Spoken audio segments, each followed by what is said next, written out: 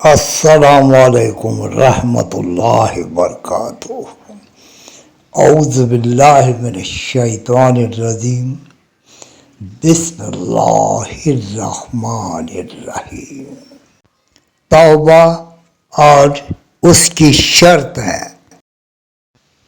فرعون نے خدائی کا دعویٰ کیا، اس کے باوجود اللہ نے موسیٰ علیہ السلام سے کہا کہ فرعون سے نرمی سے بات کرنا، شاید وہ توبہ کر لے اور فرما بردار بن جائے۔ قارون نے موسیٰ علیہ السلام پر زنا کی تہمت لگائی، نعوذ باللہ۔ موسیٰ علیہ السلام کے حکم سے زمین نے اسے نگل لیا۔ قارون نے 70 مرتبہ کہا کہ اے موسیٰ مجھے معاف کر دو، اے موسیٰ مجھے معاف کر دو، مگر موسیٰ علیہ السلام نے معاف نہ کیا۔ اللہ تعالیٰ نے فرمایا، اے موسیٰ اگر وہ مجھ سے ایک مرتبہ بھی معافی مانگتا تو میں اسے معاف کر دیتا۔ بنی اسرائیل میں ایک شخص ساری زندگی ڈاکہ جنی میں گزاری تھی۔ اس کی موت ویرانے میں آئی۔ مرتے وقت کوئی اس کے پاس نہ تھا۔ اس وقت وہ کہنے لگا، اے اللہ کاش میری ماں میرے پاس ہوتی، اور کہنے لگا اب تیرا ہی سہارا ہے، تو میرے گناہوں کو معاف کر دے۔ اے اللہ اگر عذاب دے کر تیری عزت بڑھ جائے تو عذاب دے دے، اگر معاف کرنے سے تیرے خزانے میں کمی آ جائے تو معاف نہ کر۔ اے اللہ سب نے مجھے چھوڑ دیا، تو نہ مجھے چھوڑنا۔ اللہ کو اس کی توبہ اتنی پسند آئی کہ اللہ نے موسیٰ علیہ السلام کی کہا کہ جاؤ اے موسیٰ میرے دوست کی نماز جنازہ پڑھو۔ ایسی کریم ذات سے دوستی نہ کرنا، اس میں ہماری ہلاکت ہے۔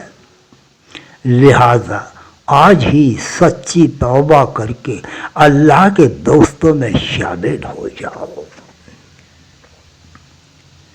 اب اس سکون کا دوسرا ایک راستہ توبہ ہے، اللہ سے دوستی کا راستہ ہے۔ اللہ کے پیاروں میں سب سے پیارا وہ ہے جسے گناہ کے بعد یہ احساس ہو جائے کہ میں نے ایسے کریم آقا کو ناراض کیا جو زمین و آسمان کا بادشاہ ہے۔ گناہ کے بعد ندامت کا پیدا ہو جانا، یہی وہ عمل ہے جو بندے کو اللہ کا پیارا بنا دیتا ہے۔ کلام اللہ میں ارشاد الہی ہے، ان اللہ یحب التوابین، بے شک اللہ تعالیٰ توبہ کرنے والوں کو پسند کرتا ہے۔ سرکار صلی اللہ علیہ وسلم نے فرمایا کہ توبہ کرنے والا اللہ کا دوست ہے۔ جب کوئی بندہ توبہ کرتا ہے تو اللہ اتنا خوش ہوتا ہے کہ فرشتوں سے کہتا ہے، آج مجھ سے فلاں روٹے ہوئے بندے نے توبہ کی۔ جب کوئی بندہ گناہ کے بعد کہتا ہے، اللہم مغفر لی، اے اللہ مجھے معاف کر دے، تو اللہ تعالیٰ فرشتوں سے کہتا ہے، دیکھو یہ میرا بندہ مجھ سے معافی مانگ رہا ہے، گویا کہ یہ جانتا ہے کہ اس کا کوئی رب ہے جو گناہوں کو معاف کرنے والا ہے، بس میں نے اس کے گناہوں کو معاف کیا۔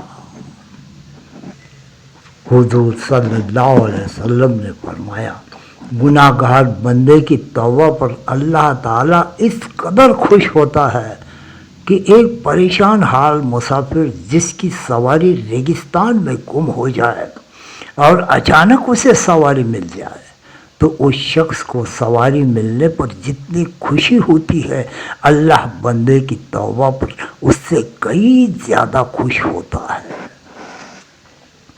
شیطان کہتا ہے کہ بڑھاپے میں دیندار بن جائیں گے، ابھی کیا جلدی ہے، بعد میں دیکھیں گے۔ لیکن یاد رکھے موت کا کوئی وقت معین نہیں ہے، اسی لیے حضور صلی اللہ علیہ وسلم نے فرمایا عقل مند وہ ہے جو موت سے پہلے موت کی تیاری کر لے اور توبہ میں دیر نہ کرے۔ جب بھی شیطان اللہ کی نافرمانی کرا دے تو رو رو کے اللہ کو منا لو، کیونکہ یہ رونا اللہ کو بڑا پسند ہے۔ گناہ گاروں کا رونا، آہیں بھرنا اللہ کو سبحان اللہ کہنے والوں سے زیادہ پسند ہے۔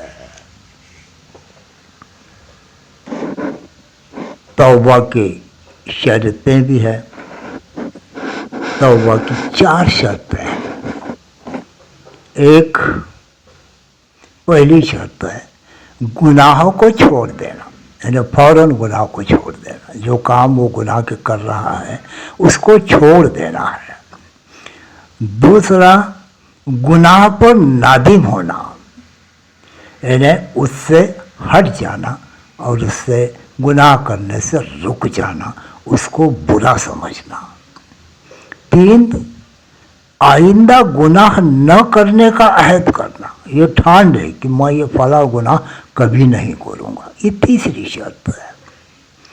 اور 4 اگر اس گناہ کا تعلق کسی چیز سے ہے تو اس کو واپس کرے، یا چیز دینے سے کوئی گناہ واپس ہوتا ہے تو واپس کرو، مانو چوری کی ہے یا ڈاکہ ڈالا ہے یا پھر اور کوئی گناہ کر کے وہ چیز حاصل کی ہے تو وہ چیز واپس کرے اور اس سے معافی مانگ لے جس کے ساتھ اس نے گناہ کیا ہے، یہ ظلم کیا ہے۔ ایک بات یاد رکھیے، شیطانی مایوسی پیدا کرتا ہے کہ ہم نے 40 سال اللہ کی نافرمانی میں گزارے ہیں، ہم تو بڑے مردود ہیں۔ یہ سب شیطانی حربہ ہیں۔ ایک شخص نے 20 سال اللہ کی اطاعت کی، پھر شیطان کی محنت کی وجہ سے 20 سال کی نافرمانی کی، پھر توبہ کا خیال آیا کہ قبول ہوگی یا نہیں، تو اس سے کہا گیا کہ میرے بندے تم نے ہماری اطاعت کی تو ہم نے تمہیں سکون اور اپنا قرب عطا کیا، اور تم نے ہماری نافرمانی کی ہے، اس وقت ہم تمہارے توبہ کے منتظر ہیں۔ یاد رکھو گناہ پر رونا اور توبہ کرنا یہ اللہ ہی کے حکم سے تو ہے، ہماری کیا مجال جو ہم کچھ کر سکے۔ لہذا جب وہ اپنا بنا رہا ہو تو اس میں دیر مت کرے، فوراً چل پڑے، توبہ کرے۔ سکون کا تیسرا راستہ اب ہم آپ کو بتاتے ہیں۔ گناہوں سے بچیے، اللہ کا محبوب بنیے، اور اللہ کے محبوب بندے ان کاموں سے بچتے ہیں جن سے اللہ ناراض ہوتا ہے، کیونکہ اللہ نے اپنی دوستی اور ولایت کا تاج عطا کرنے کے لیے تقوی کو شرط قرار دیا گیا۔ ارشاد باری ہے ان اولیاء المتقون، بے شک میرے دوست صرف گناہ سے بچنے والے ہیں۔ اسی لیے رابعہ بصری نے فرمایا کہ تم اللہ سے محبت کا دعویٰ بھی کرتے ہو اور اس کی نافرمانی بھی کرتے ہو، یہ کیسی محبت ہے؟ ارے محبت کرنے والا تو ایک سانس کے لیے اپنے مالک کو ناراض نہیں کرتا۔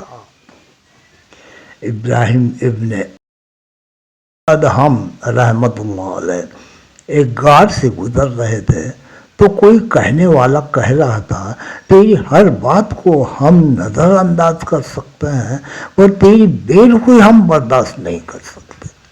اتنا سننا تھا کہ آپ بے ہوش ہو گئے۔ کسی نے وجہ پوچھی تو کہنے لگے اللہ کی طرف سے مجھ پر پہاڑوں کے برابر بھی مصیبتیں ٹوٹ پڑے تو میں ان کو برداشت کر لوں گا، لیکن اللہ مجھ سے ناراض ہو جائے یہ مجھ سے برداشت نہیں ہو سکتا۔ گناہوں سے بچنا سب سے بڑی عبادت ہے۔ آپ نے فرمایا کہ سب سے بڑی عبادت گناہوں سے بچنا ہے۔ ایک شخص ساری رات تہجد پڑھتا ہے، دن کو روزہ رکھتا ہے، لیکن بد نظری، ٹی وی وغیرہ دیکھ کر گناہ بھی کرتا ہے، اور ایک دوسرا شخص فرائض، واجب وغیرہ پورا کرتا ہے اور نفلی عبادت نہیں مگر گناہوں سے بچتا ہے، تو ایسا شخص پہلے کے مقابلے میں 1000 گنا زیادہ اللہ کو محبوب ہے۔ گناہوں سے بچنے کا غم اٹھانا یہ اللہ کے دوستوں کی غذا ہے۔ عبادت تو گناہ گار بھی کرتے ہیں مگر گناہوں سے بچنا یہ صرف اللہ کے عاشقوں ہی کی نشانی ہے۔ جو اللہ کی محبت میں غم اٹھاتا ہے تو اس غمگین دل کو اللہ اپنا پیارا بناتا ہے۔ دیکھو یہ میرا بندہ میرے محبت میں دل کے چاہنے کے باوجود بد نظری نہیں کر رہا، اللہ ارحم الراحمین ہے۔ کیا اللہ ایسے زخمی دل سے پیار نہیں کرے گا؟ ارے اتنا پیار دے گا کہ جس کو دل خود محسوس کرے گا، اور غم کو اٹھانے میں وہ لذت عطا کرے گا کہ ساری دنیا کے عیاش لوگوں میں مزے سے زیادہ اسے راحت ملے گی۔ لہذا جان لو، ٹھان لو، آج کے بعد ایک لمحہ بھی خدا کو ناراض نہیں کرو گے۔ اگر جان بھی جاتی ہے تو جان فدا کر دو۔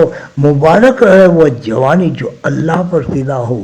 اللہ کو ناراض کر کے اپنے نفس کو خوش کرنے والا بے غیرت اور ناشکرا ہے۔ یہ بیوقوف سمجھتا ہے کہ میں حسینوں اور غمگینوں کو دیکھ کر مزے اڑا رہا ہوں، لیکن اسے معلوم نہیں یہ نالائق اپنی زندگی کو دوزخ بنا رہا ہے۔ سب سے بڑی بات یہ ہے کہ پالنے والے کو ناراض نہ کیا جائے۔ دل چاہے کہ حسینوں کو خوب دیکھو، دل کی چاہت کو نہ دیکھو، خون تمنا کر کے غم اٹھا لو۔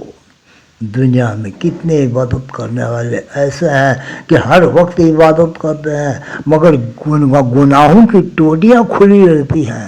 آنکھوں سے بد نظری کر لی تو دل کو اپنے کو بڑا سمجھ لیا، کانوں سے گانے سن لیے، زبان سے غیبت کر لی، اس وجہ سے دل میں نورانیت نہیں پیدا ہوتی۔